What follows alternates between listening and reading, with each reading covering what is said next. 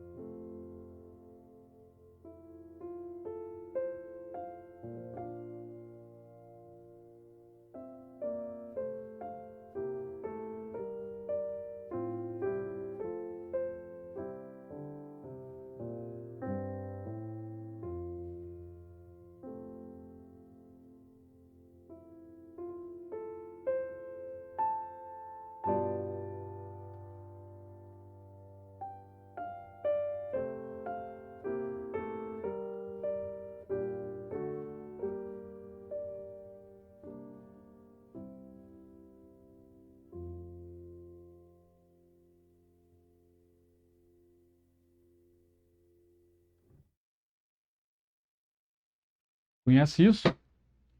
Talvez sim. É bem famosa essa peça, né? O Träumerei, né? É, sonhando, sonho, devaneio, né? Tem várias traduções que se usam, né, para essa peça que é, digamos assim, o coração, porque ela é realmente central, ela é a peça do meio, assim, olha, é onde passa o grampo da partitura, né? Aqui, ó. Tá vendo o grampo aqui? Ela é o meio mesmo, né? De começa para baixo. Ela é o meio mesmo dessa coletânea, né? Dessa série de miniaturas chamada Cenas Infantis de Robert Schumann, né? É o Opus 10 de Schumann, Opus 15, aliás, de Schumann. Ah,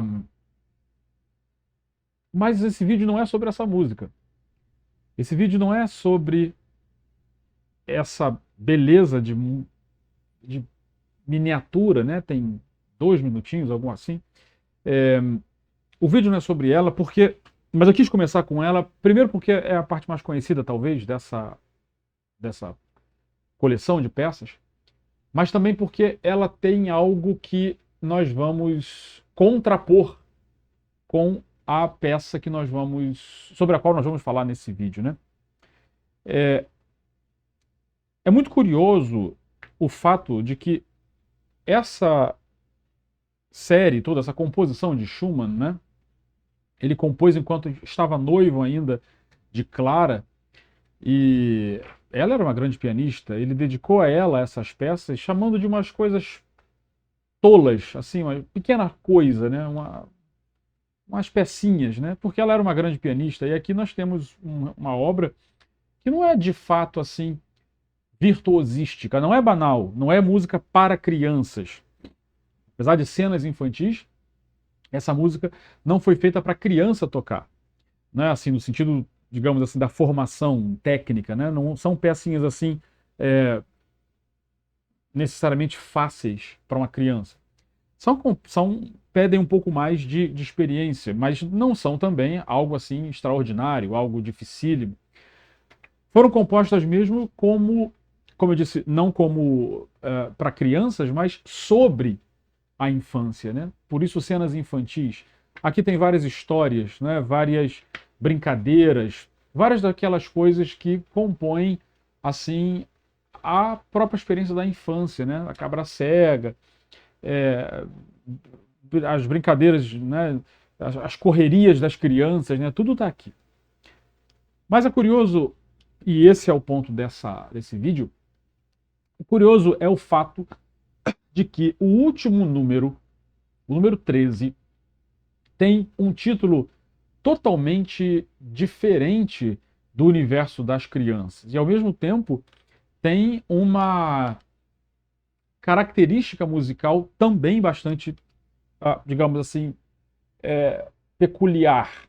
Escuta um pouquinho. Eu vou continuar falando dele, mas primeiro escuta um pouquinho da última miniatura, o número 13.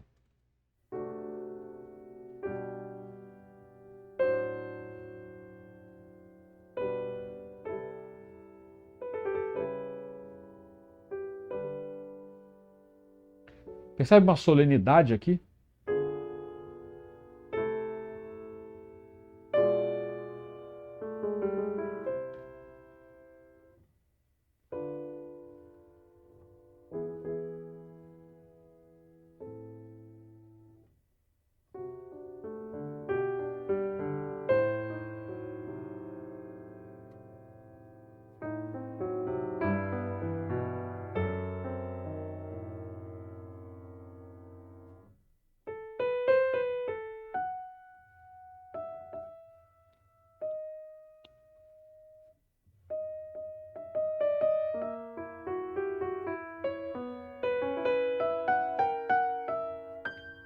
Preste atenção nessa parte.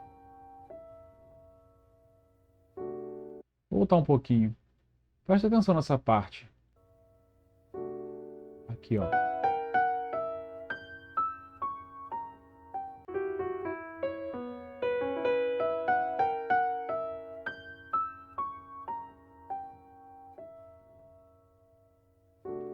Com que palavra você descreveria isso? Escreva aqui nos comentários. Que palavra serve para descrever esse momento, né? Quer dizer, a música para, fica assim algo meio livre, né? Sai daquela coisa regular, assim, métrica, e fica algo totalmente livre. E depois volta, né? Volta aquilo que era o início, né?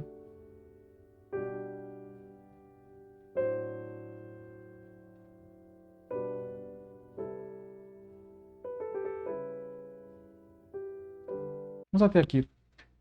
Quer dizer, essa última miniatura, essa última parte, essa última peça das cenas infantis tem algo realmente em comum. A começar pelo nome, né? O poeta fala. Der Dichter spricht. O poeta fala. Quer dizer, se nas cenas infantis, né, quer dizer, nas peças, né, nós tínhamos um sonho, devaneio, não é? Uma história curiosa, a cabra cega. Tínhamos vários momentos propriamente infantis. Tínhamos miniaturas musicais que remetiam a cenas da infância, a coisas próprias de criança. No último movimento, poderia chamar assim, né? Na última peça, nós temos algo que não é muito do universo da criança, né? O poeta fala. Será que seria uma criança imitando um poeta? Mas que criança, né? Assim, genial, né? Uma criança que pensa em imitar um poeta? Ou será que aqui nós temos o próprio Schumann se autodenominando poeta, dando a última palavra, porque aqui vai terminar sua coletânea de cenas infantis? Bom, isso aqui não é a não sei desvendar esse mistério. Ninguém sabe desvendar esse mistério, né? Poderia ser, e os indícios, né, são de que seria o próprio Schumann, mas o que ele quer dizer com isso? Não sabemos. Agora, o que importa disso, na verdade, não é o que Schumann quis dizer com essa última peça. O que importa aqui, e é isso que eu quero compartilhar com você nesse vídeo, é a maneira como ele faz isso. Você sabe que música, geralmente, tem um ritmo, né? Tem um ritmo, tem uma certa regularidade, tanto é assim que a gente bate o pé, não é? Você não bate o pé quando escuta uma música, a gente não estala dedo, né? A gente não é capaz de dançar, a gente não é capaz de se balançar, uma tropa não é capaz de marchar com os pés assim, batendo, né? Pisando com uma certa regularidade. Isso é fruto da métrica da música, isso é fruto de uma coisa chamada ritmo, né? Métrica, tempo, todas essas palavras, né? Essas coisas esses fatores que definem a organização do conteúdo musical no tempo, no decurso do tempo, né? Da duração, tudo isso tem a ver com o ritmo. E justamente aqui, na última peça, quando o título é O Poeta Fala, Schumann quebra isso. Você percebeu? Eu te pedi para escrever aqui nos comentários uma palavra que funcionasse bem para aquele trecho em que justamente acontece isso. Perceba aqui, ó.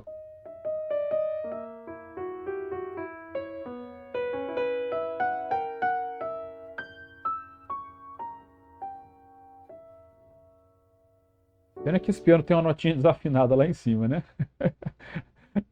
O sol. Mas tudo bem, a gente perdoa. O fato é que, olha, a música tinha uma certa regularidade até um pouquinho antes disso, ó, escuta. A escuta do início, ó.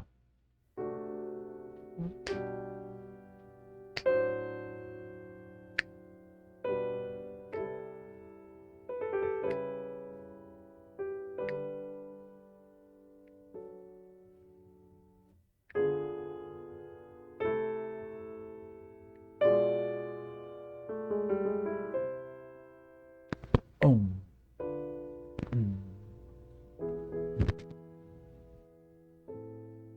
Respira.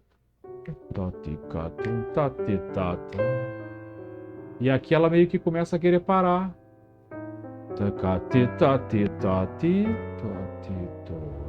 Ainda tem ritmo aqui. Ainda tem essa regularidade. E de repente a música se prepara para parar. E de fato, silêncio.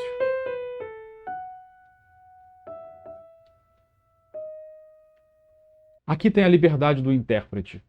Aqui o pianista toma seu tempo. A partitura mostra um compasso grande, assim, olha, 100 barras de compasso. E desculpa se eu falo assim, e eu não quero que você pense que para entender isso você precisa ser músico, você precisa ler partitura. Não é isso que eu quero dizer nesse vídeo. Eu quero que você perceba com seu ouvido que o que nós tínhamos antes era uma coisa e o que veio depois agora é outra, né? Você consegue perceber? Escreva para mim nos comentários se você consegue perceber que antes havia uma certa regularidade.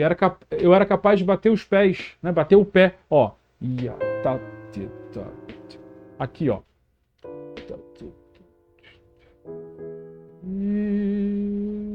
Aqui.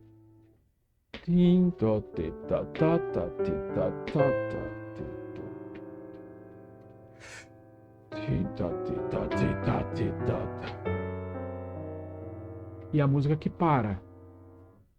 Parou. Percebe como isso é livre?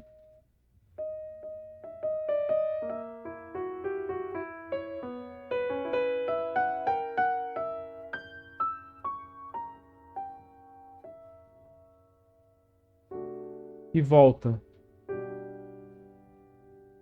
Percebe a mudança?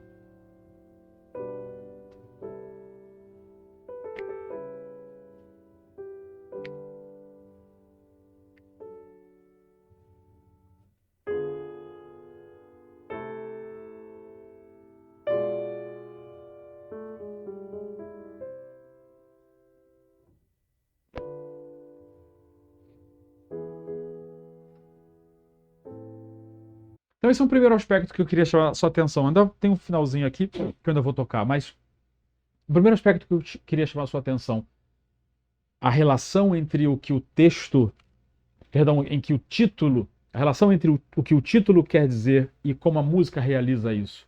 O poeta fala. O poeta fala nessa última miniatura de maneira solene no início. Não foi isso? O início não era assim, solene, né? Como um órgão, como algo litúrgico, né? Olha.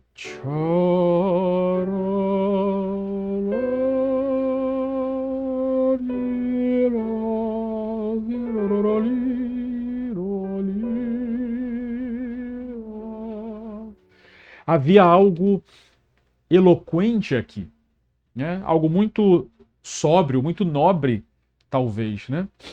O poeta está falando alguma coisa. Não se sabe o que exatamente, não tem texto, é piano tocando. Mas o piano, e é um piano romântico, né? Estamos aqui no século XIX, estamos aqui em Robert Schumann, 1830 e poucos, né? E isso, 38, e isso é muito sintomático do tempo, do momento, né? Estamos no romantismo. A subjetividade romântica é capaz disso, de fazer um piano falar. Um piano representar o discurso de um poeta, a fala de um poeta.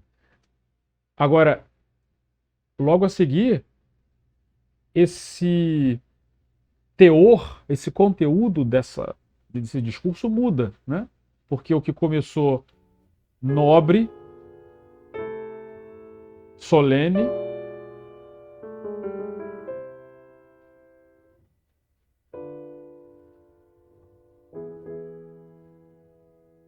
tem uma pontuação aqui, ó, percebe? Terminou uma frase, terminou uma parte.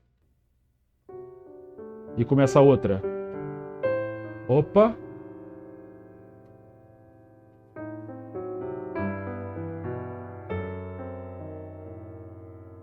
A música para.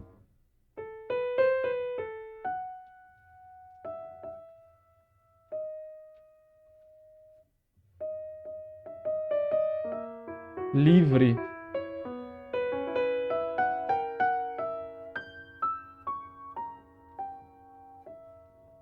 Tudo é livre aqui. Agora volta a solenidade do início.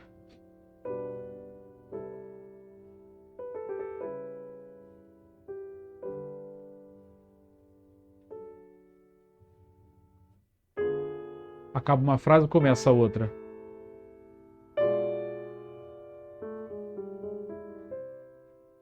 Um silêncio. Quem fala respira.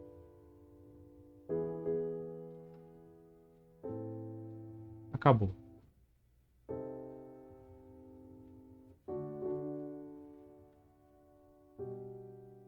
Outra frase acaba. Silêncio.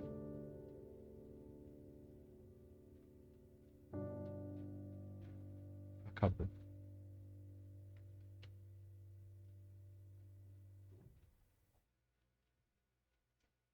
Percebe? O bonito disso não é o que será que ele quis dizer. A pergunta não é essa.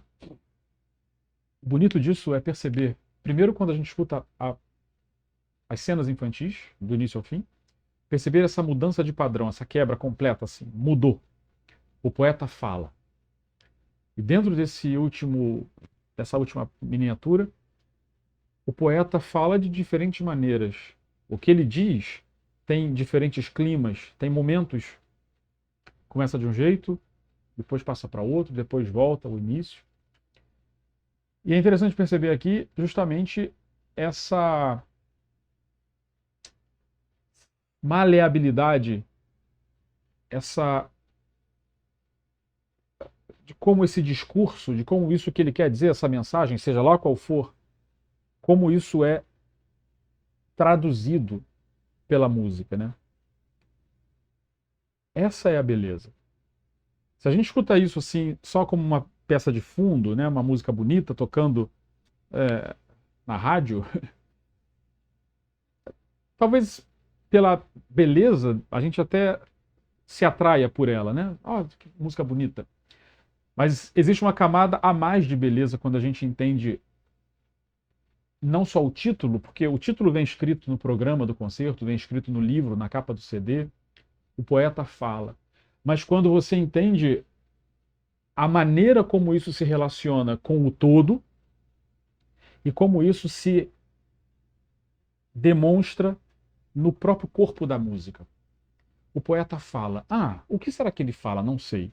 Mas tem algo solene no início, nobre talvez, não sei que palavra eu posso usar aqui, mas depois a coisa fica livre, quase que como um recitativo. Quem está acostumado com ópera sabe como é o recitativo. Depois esse estilo solene de novo, né? Qual o significado disso na obra de Schumann? Não sei, isso é uma outra investigação. Mas no momento em que eu escuto isso, a minha percepção e a minha própria relação com esta música pode ser muito mais profunda mesmo, conectada, algo assim de relacionamento, de pertencimento, né, da música para mim, comigo. Quando eu sei, ou quando eu aprendo a perceber isso, quando eu aprendo a acompanhar, digamos assim, o raciocínio do compositor. Espero que esse vídeo tenha servido para alguma coisa. Se você gostou, deixe seu like. Mas também, se você quer aprender mais sobre música clássica, se você quer desenvolver a sua escuta dessa maneira como a gente está fazendo aqui, né?